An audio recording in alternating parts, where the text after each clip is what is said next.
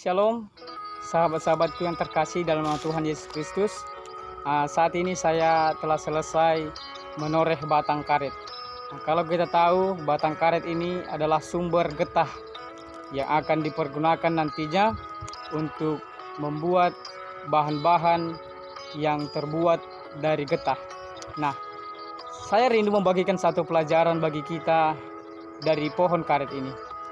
Saudara-saudaraku yang terkasih, ketika kita menoreh satu batang karet, itu akan menghasilkan sedikit saja getah. Dan kalau kita toreh hanya satu batang, maka hasilnya itu tidak akan dapat dipergunakan.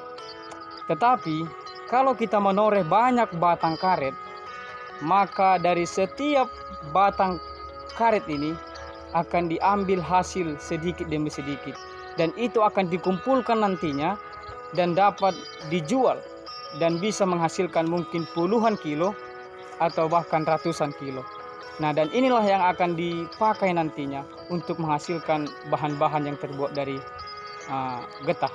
Nah, sahabat-sahabatku, apa yang menjadi pelajaran yang mau saya berikan kepada kita saat ini adalah ketika kita bekerja sama, ya, maka kita akan menghasilkan sesuatu yang terbaik, ya.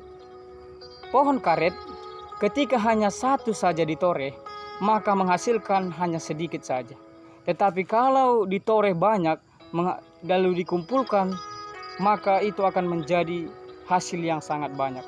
Demikian juga halnya kita. Kalau kita hanya bekerja sendiri, maka kita tidak akan mencapai puncak yang maksimal.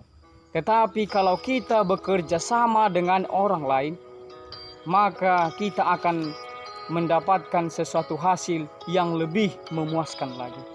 Kemudian, satu pelajaran penting yang lain adalah setiap pohon karet ini menghasilkan getah yang berbeda-beda.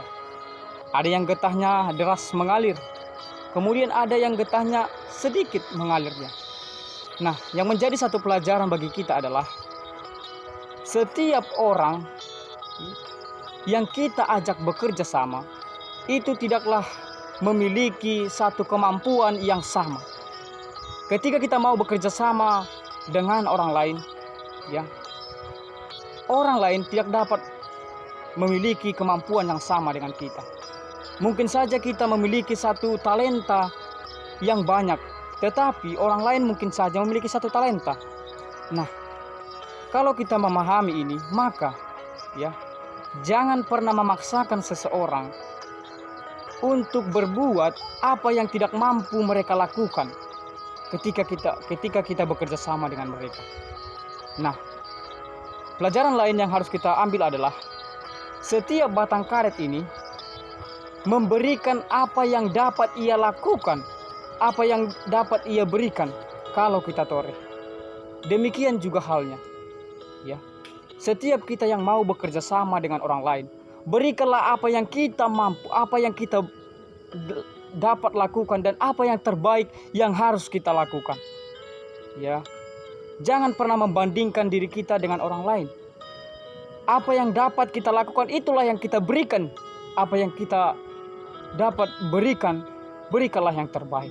Kalau kita bekerja sama, jangan pernah kita menghakimi orang lain. Jangan kita pernah paksakan orang lain untuk melakukan apa yang tidak mungkin ia lakukan. Kemudian saudara-saudaraku, yang menjadi satu pelajaran penting bagi kita adalah pohon karet ini harus ditoreh setiap hari. Ya, harus ditoreh setiap hari. Sehingga kalau ditoreh setiap hari, maka hasilnya itu akan sedikit demi sedikit dikumpulkan. Kalau kita toreh hanya satu hari, maka hasilnya itu pun tidak akan banyak. Nah, yang menjadi satu pelajaran bagi kita adalah kalau kita bekerja sama itu tidak hanya cukup satu kali. Bekerja sama itu bukan cukup satu kali, tetapi kita harus bekerja sama setiap hari. Melakukan apa yang dapat kita lakukan, bekerja sama dengan baik. Kalau kita bekerja sama hanya sekali saja, maka itu hasilnya tidak akan apa? Tidak akan memuaskan.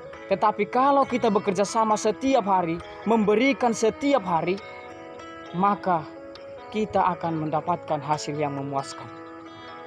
Ya, itulah pelajaran yang harus kita ambil di dalam kehidupan kita.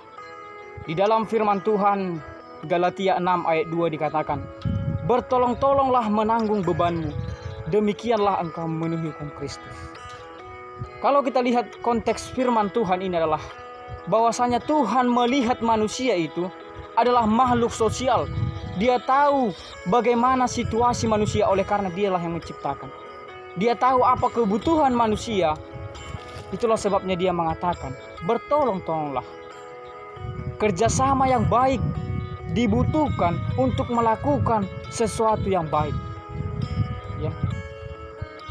Kegenapan dari hukum Taurat adalah kasih. Puncak dari hukum Taurat adalah kasih. Dasar dari hukum Taurat adalah kasih. Tuhan katakan, bertolong-tolonglah menanggung bebanmu, demikianlah kamu memenuhi hukum Kristus. Kegenapan dari hukum Kristus adalah kalau kita mau bekerja sama dengan orang lain, kalau kita mau saling menolong orang lain, saling membantu, dan kita melakukan bersama-sama.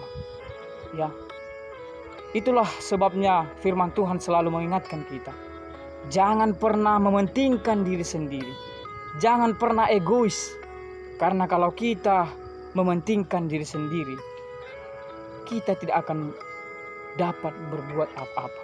Tapi kalau kita melakukan bersama-sama, peduli terhadap orang lain, maka kita akan mencerminkan karakter Allah.